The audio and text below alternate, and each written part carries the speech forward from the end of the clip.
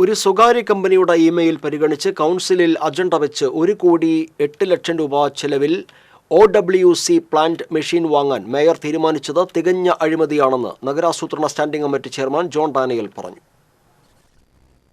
തിങ്കളാഴ്ച ചേർന്ന കൗൺസിൽ യോഗത്തിൽ സ്വകാര്യ കമ്പനിയുടെ ആവശ്യപ്രകാരം പ്ലാന്റിലേക്കുള്ള യന്ത്രസാമഗ്രികൾ വാങ്ങാനുള്ള നിർദ്ദേശം 21ാമത്തെ അജണ്ടയായി മേയർ ഉൾക്കൊള്ളിച്ചുവെന്ന് നഗരാസൂത്രണ standing committee chairman John Daniel ആരോപണം ഉന്നയിച്ചു.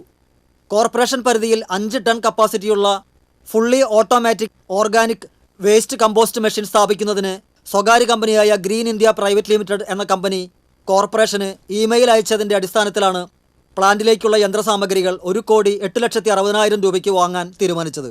ഈ സ്വകാര്യ കമ്പനിയുടെ ആവശ്യപ്രകാരമാണ് മേയർ ഇങ്ങനെ അജണ്ട കൊണ്ടുവന്നത്.